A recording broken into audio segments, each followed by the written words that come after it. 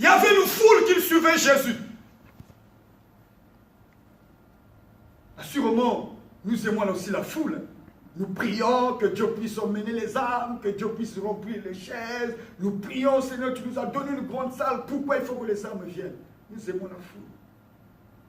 Mais la foule vient pour quel but? La foule vient pour quel intérêt? La foule n'est pas synonyme de présence de Dieu. La foule ne montre pas que Dieu est là, ne prouve pas que Dieu est là. Ça n'a rien à voir. Là, on nous parle d'une foule qui suivait Jésus, mais pour quel intérêt, pour quel but? Là où peut-être les hommes aujourd'hui, les grands pasteurs, ils aiment parler de la foule. Ils construisent des grandes salles parce qu'ils ont 5000 âmes, 10 000 âmes. Jésus pouvait aussi se réjouir de cette foule immense qui le suivait, qui le cherchait. Il pouvait se réjouir de cette capacité qu'il avait d'attirer la foule, d'attirer le monde autour de lui.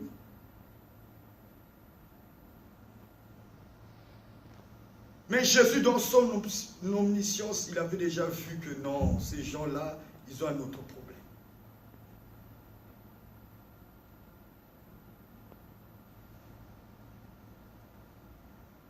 Pourquoi, bien-aimés, nous venons à l'église? Pourquoi nous nous attachons à ce Dieu? Pourquoi nous sommes si actifs? Pourquoi nous travaillons durement pour l'œuvre de Dieu? Pourquoi? Pour le dire, si c'est seulement dans cette vie, nous sommes les plus malheureux que tous les hommes.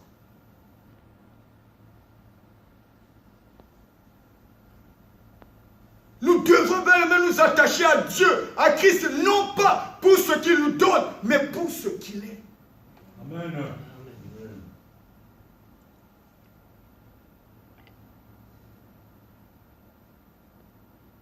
S'il nous donne, c'est bien. S'il ne nous donne pas, tant mieux. Parce qu'il est souverain, bien-aimé dans le Seigneur. Si Dieu te bénit, il te donne l'argent, il te rend gros, il t'élève, il te donne les enfants, je ne sais pas combien, c'est bien. C'est Dieu. Nous rendons gloire à Dieu. Mais s'il ne te donne pas, tant mieux. Tant mieux.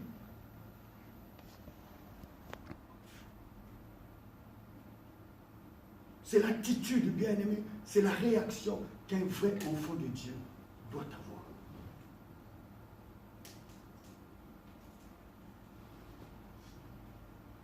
C'est bien, bien-aimé, de recevoir des choses de la main de Dieu, de recevoir des choses matérielles, physiques. C'est bien tout ça. Mais nous ne devons pas, bien-aimé, nous arrêter là. Nous ne devons pas seulement nous arrêter à ces choses-là. Nous devons aller, bien-aimé, plus loin, au-delà de tout ça. Dans le livre de Matthieu, le chapitre 16, le verset 26, c'est Jésus qui parle, c'est dit qu'il dit, et que servirait-il à un homme de gagner tout le monde s'il perdait son âme? À quoi bon, bien-aimé? De gagner tout ce monde, d'avoir tout sur cette terre.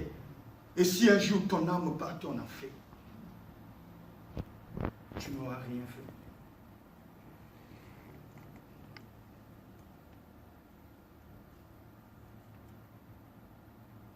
1 Corinthiens 10, 1, 5, nous allons le lire rapidement. 1 Corinthiens 10, 1 à 5.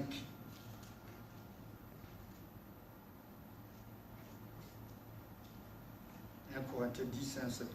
Il dit, frères, je ne veux pas que vous ignorez que nos pères ont tous été sous la nuée, qu'ils ont tous passé au travers de la mer, qu'ils ont tous été baptisés en Moïse dans la nuée et dans la mer, qu'ils ont tous mangé le même aliment spirituel, qu'ils ont tous bu le même breuvage spirituel, car ils buvaient à un rocher spirituel qui les suivait, et ce rocher était Christ.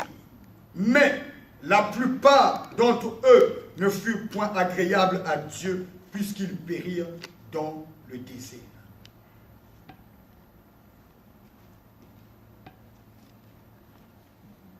Il parle de ceux des Égyptes, des enfants d'Israël qui étaient sortis de l'Égypte. Ils avaient tout, ils avaient vu la main de Dieu.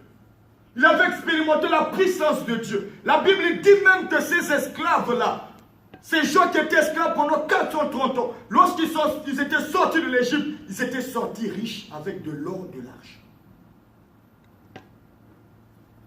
Ils avaient vu la main de Dieu. Mais la Bible dit, la plupart d'entre eux étaient morts parce qu'ils n'étaient pas agréables à Dieu.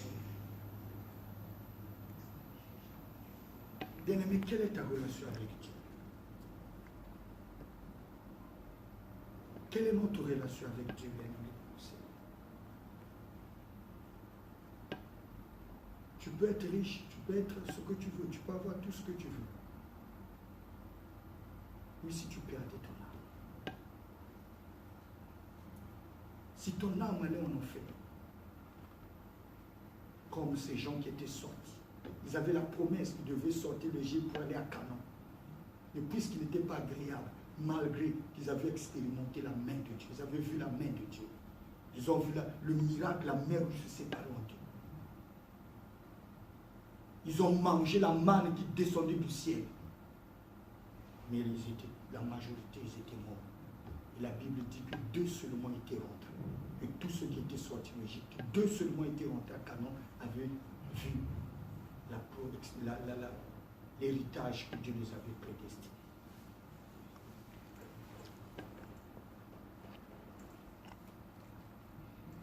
Bien aimé, il y a une chose que nous devons aussi comprendre. Que Dieu nous bénit, Dieu nous donne. C'est pour que nous puissions encore, bien aimés, nous rapprocher de lui. Que nous puissions encore nous attacher à lui. Que nous puissions, bien aimés, rentrer, le chercher dans la profondeur, rentrer dans la profondeur. C'est ce que je disais tout à l'heure. Ne nous arrêtons pas seulement à ces choses, mais allons au-delà. C'est un moyen, parfois Dieu peut créer un miracle pour t'attirer. Parce que Dieu, assurément, il a pour toi des choses plus grandes que ce que tu as aujourd'hui, que ce que tu vois, ce que tu témoignes. Assurément, Dieu a préparé des choses plus grandes. Mais il te donne parce qu'il veut que tu puisses croire, que tu lui fasses confiance, que tu t'approches encore davantage pour qu'il te donne encore des plus grandes choses. C'est pour que nous puissions aussi le connaître, l'aimer vraiment réellement. Bien-aimés dans le Seigneur, je veux dire que quand on connaît Dieu, nos besoins matériels, physiques deviennent secondaires. Quand on connaît réellement Dieu. Bien-aimés, dans le livre de Jean 9, cet homme qui était né aveugle, lorsqu'il a rencontré Jésus, les pharisiens, les juifs sont mis qui t'a guéri le jour du sabbat. Il dit, c'est un homme. Quelque temps après, vous allez lire, je n'ai pas tout écrit, mais j'ai juste noté les versets, vous allez lire le cheminement de la vie de cette personne, le témoignage que cette personne donne de Jésus. Dans le verset 11, il dit, c'est un homme qui m'a dit, après il dit, c'est un prophète. Après, plus loin, il reconnaît que Jésus, il est le Fils de Dieu. Et la Bible dit, il s'est prosterné devant Jésus. Amen.